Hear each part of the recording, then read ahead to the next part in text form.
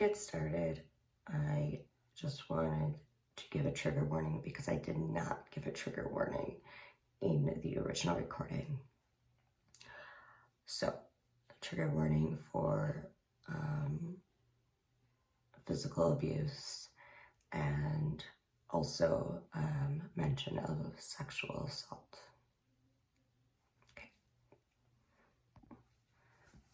Hello lovelies and welcome back to my channel. So today we are going to talk about one of my many sleep paralysis situations. So from 2011 till 2013 I had sleep paralysis quite often. I never had any situation like this before. If you want to hear more about my sleep paralysis that I had in general in a different video, I'm more than welcome to talk about it. Also for context, I had never heard of people having sleep paralysis demons when this happened or shortly after. And at the time, I thought it was more of a spiritual thing, that I was getting a warning from like a goddess, like that I worshipped, like one of them, particularly Lilith, or like the druids were there or something, I don't know. Like I said, I typically just had not normal, but all sleep paralysis is freaking terrifying as all fuck. But usually it was just more, you know, being stuck in my body and couldn't get my hands and stuff to move. I couldn't speak. I thought I'd be screaming for people to help, you know, just feeling trapped in your body. Like your mind is awake, but nothing else is. That was usually how it went.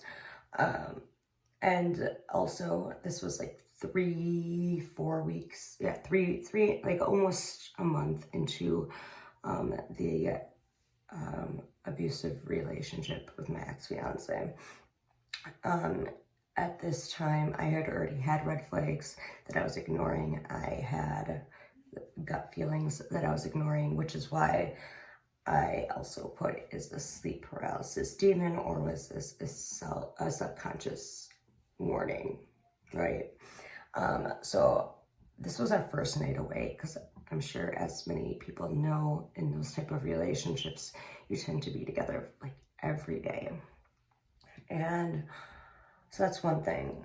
The second thing was, the reason I was out of town was because I was going to be completing my second level Reiki. So that already puts my vulnerability to outside entities and energies at a higher level, because I'm opening myself up. It also was the night between September 12th and September 13th of 2013, and that year, September 13th was Friday the 13th. And I know that, and I'll always remember that, because my ex had a huge fit that we may not be together all of Friday the 13th, because that was like a huge deal to him. So I made sure that I had my friend bring me to like an hour and a half away from where I was living, so that I'd be able to get back that night for Friday the 13th. So to set it up, I was sleeping in the bed of the room that I had to spend my teenage years, and my friend, he was sleeping on the floor. And I didn't even realize I had fallen asleep, so I must have only been asleep for like an hour or two tops. My friend was not even fully asleep yet at this time.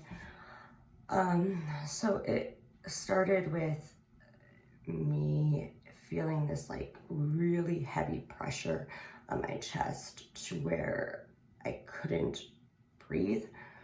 And I felt like I was going to literally like suffocate or die, which I'll explain later what that kind of warning really was in hindsight. So it was very, very heavy, and it felt like something was like sitting on me, basically.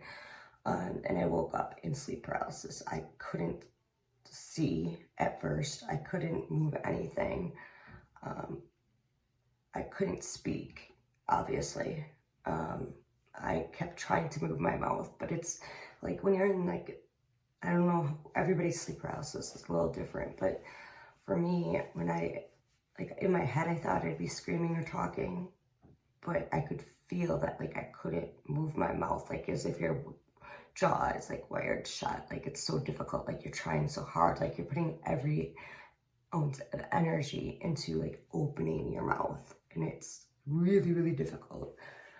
So anyways, so I'm like panicking worse than normal with sleep paralysis. Like I said, I was having them for like 2 years at this time. And I had become accustomed to them, even though they were still traumatic every freaking time. But I remember, like, it was really, really bad. It was getting heavier and heavier and heavier on me. And then all of a sudden I started hearing in my head, and I had never really like heard things that started once the sleep paralysis would occur. Like the only other time that I really had any thoughts or anything that were not of my own accord while during the sleep paralysis was 1 or 2 other occasions, and it was still from like a lucid dream that I had just woken from. Like I'd wake up in a panic from this dream, and then I'd be in a sleep paralysis, and that was not the case this time. And so I start hearing like, he's not what you think he is. He's not what you think he is. He's not what you think he is. Now, I right away knew it was regarding my ex.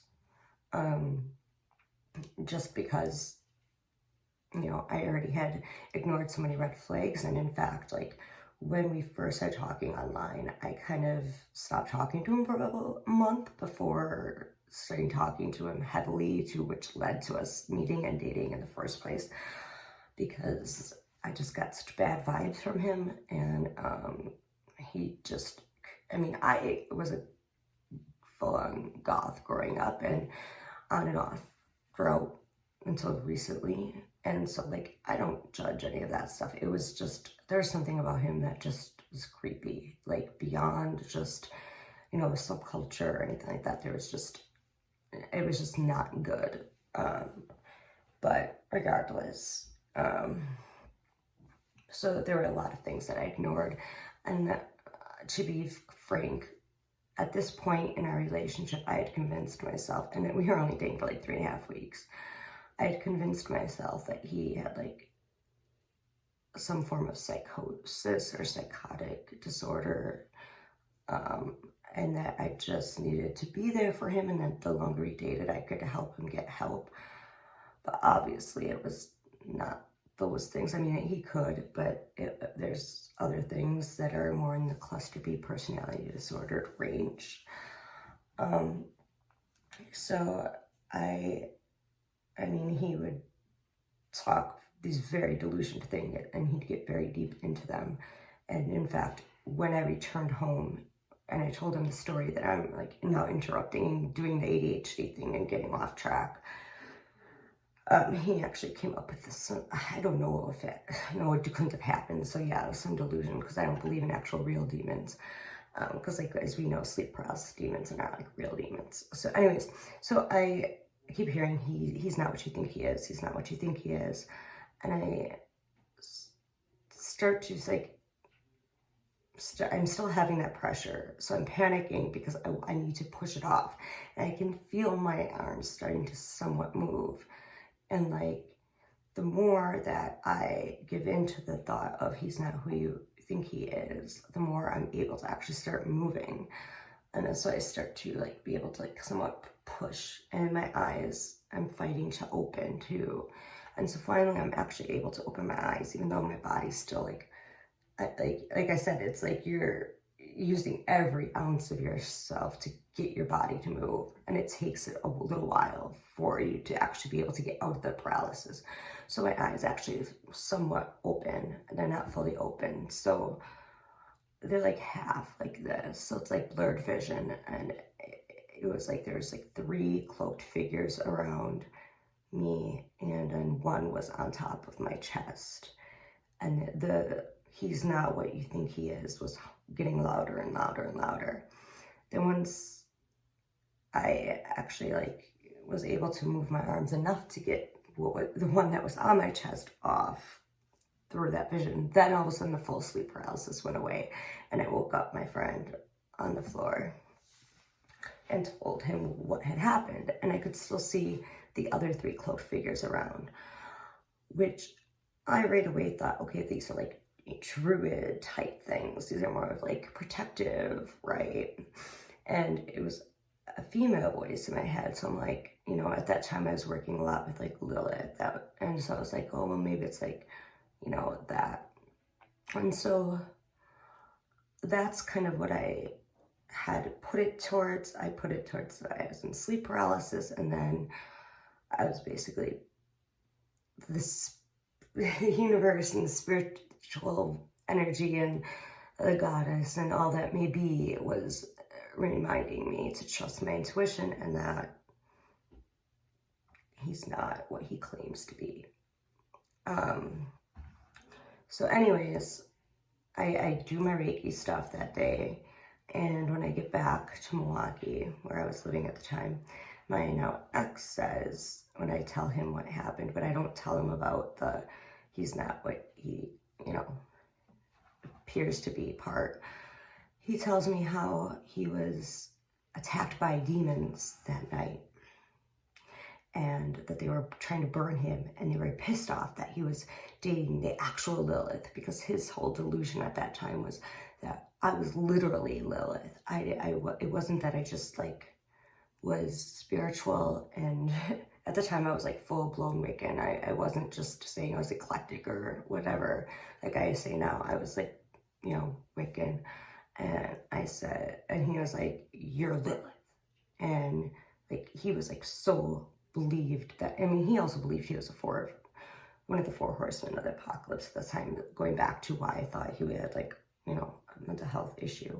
But he had such great things. I'm not going to get into it, but so he was saying how like they were trying to burn him and like attack him and all this other kind of stuff. And that wasn't like the first time he was like acting all crazy about it. And I'm not saying crazy derogatory. I'm just saying like, you know, whatever. So he starts saying like, yeah, that he was burned. And it was just, you know, that night he acted completely insane. Like he made me rush back because it was Friday the 13th. And then we go for a walk at night, and he just takes off and leaves me. And when I find him, he's like having drool and stuff come down from his mouth, and he's like doing this crazy, creepy smile and rolling his eyes back as if he's like getting, you know, possessed, basically. So this is where the question comes in. So, you know, a few months later, I had been reading more into my sleep paralysis because I wanted to control them. And that's why I haven't had full sleep paralysis since 2013. And that's when I came across like this idea that people had like sleep paralysis demons. And so for a while I was like, okay, well, maybe that's what happened here. Like, because I never had where I was like hearing things or seeing things, because again, my eyes weren't fully open, right? But then at the other side, me now, especially with my master's in counseling and having studied psychology and having gone through the experience that occurred with him,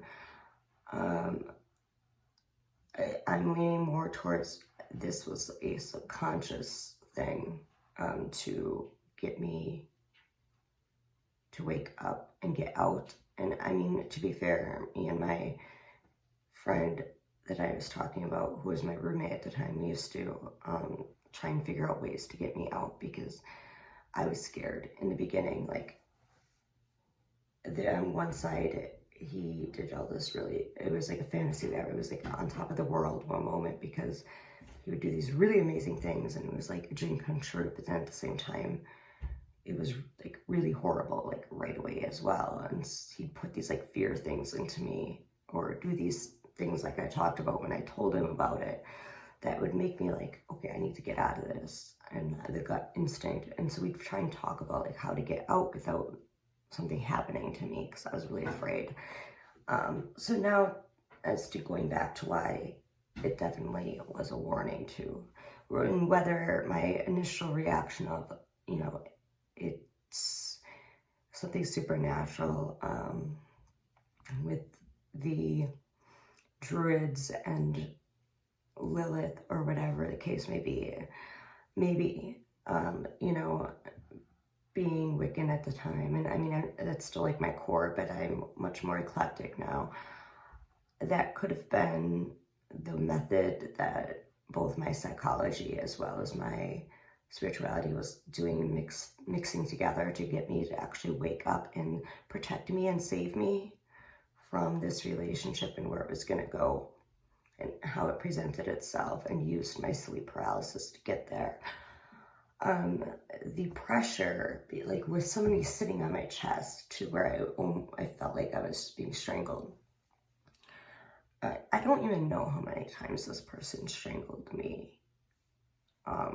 Whether it was like legitimate that way, which happened more so in the first year and a half of our relationship, and more than just once a week from in spring of 2014 to once he had been working on himself long distance for 4 years, to where I took him back. At actually the point where my videos started to become less often, for going from weekly to like, oh, well, it's been a couple months old, so now she has a video. That's when he came back.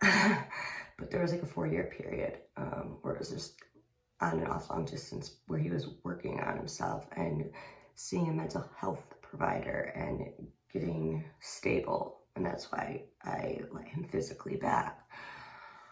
Then, like, now when he came back, it was more like covering my mouth and then going up my nose, trying to like stop me from breathing, which is still a form of strangulation. But in his mind, I think he thought that he had gotten better or wasn't as horrible as he used to be, because he wasn't like, you know, leaving tons of bruises on my neck, or I wasn't getting concussed, or I wasn't like passing out from the strangulation around my neck.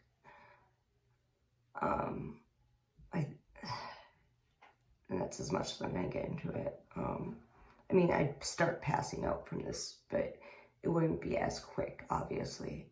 And so that was kind of a strange thing now, looking back in hindsight, like the warning, because I was like crushed. My chest was crushed. I couldn't breathe.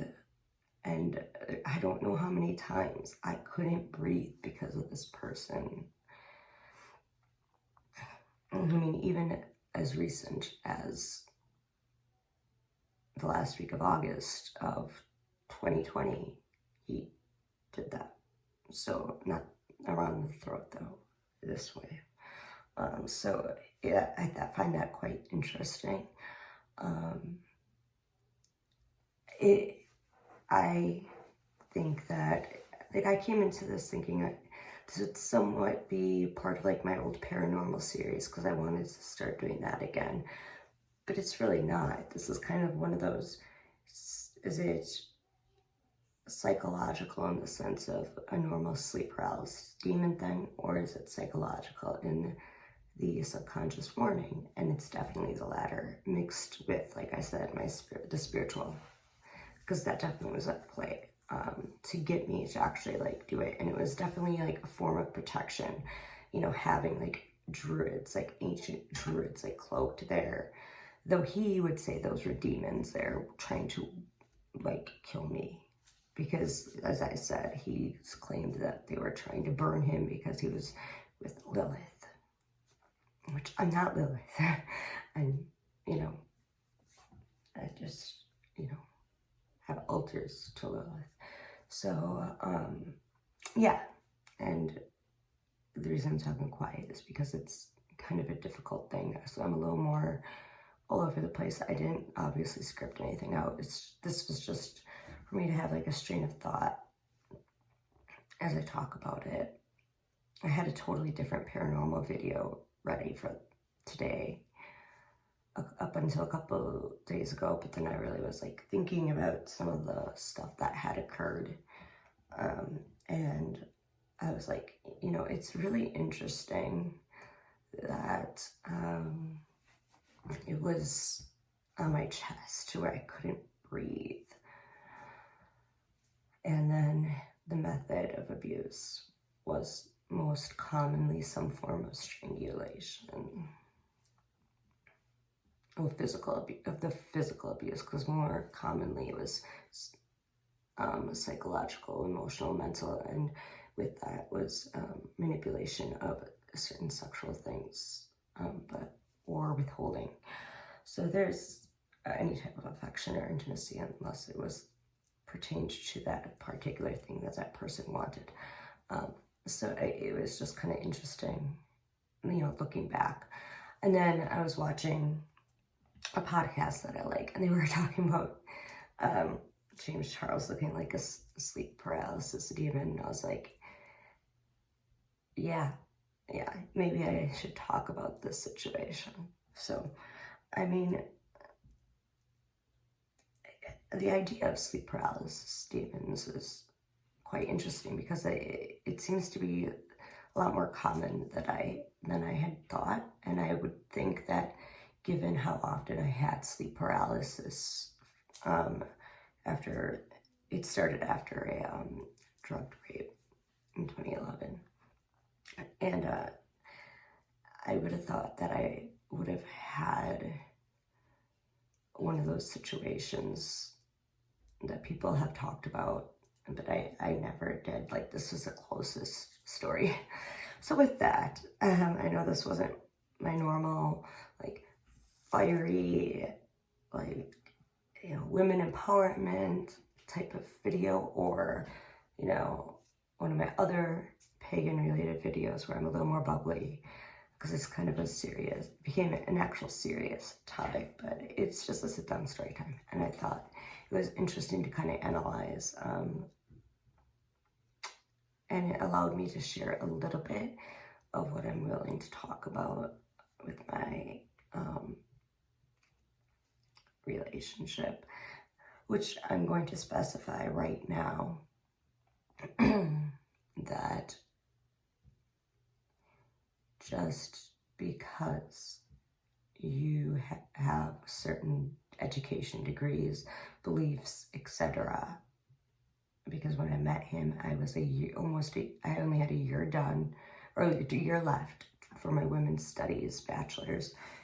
This is before I went for my master's in counseling. And I was doing a feminist radio show and had been an organizer and an activist for a long time. Does not mean, and I had passed, sexual assault case mainly, that it does not mean that you cannot get in a bad relationship or keep giving somebody that had done horrible things to you chances. There's a grooming process. There's a lot of manipulation. There's isolation. They come into your life at vulnerable times where they find your vulnerabilities. Part of when he came back, what caused a lot of the issues was the fact that I wasn't as vulnerable as I used to be when we first met. Because he met me at a low point, because I had just left a bunch of stuff that was important to me. So, I was a lot more independent and strong. So it took until I was pregnant for him to kind of get me back in that place. So I just don't want people to ever victim or survivor blame, as I like to say, because I see myself more as a survivor than a victim. Don't blame or shame just because somebody should know better, because of things that they fight for, because of things that they're educated in. In fact, if you're an empathetic, caregiving type person, you're more likely to have this type of situation happen to you. I'd like you to revert back to videos from mine from a few years back, from when my channel first started. I did a whole series on empaths and psychic vampires, relationships, and empaths and relationships, which are also code words for, highly sensitive person and narcissist or antisocial personality disorder. If we want to use psych terminology instead of pagan and new age talk of empath, psychic vampire, it would be highly sensitive person, caregiver type, empathetic person, and somebody that would be a narcissist or antisocial personality disorder or have symptomology of those. So yeah, and maybe that will help you understand a little better too, if you're going to have those thoughts. And I'm being rambly. So with that, all month, my website and my Etsy shop have 25% off. I'm just going to say this. I know it's so weird saying at the end of this, something like this, because it is the 5-year anniversary of both the YouTube channel and my Etsy shop, because it started as just an Etsy shop. So thank you for staying with me all these years, or if you're new, thank you for checking out. Usually not this, you know, low energy, but here I am. All right, so love you all and blessed be.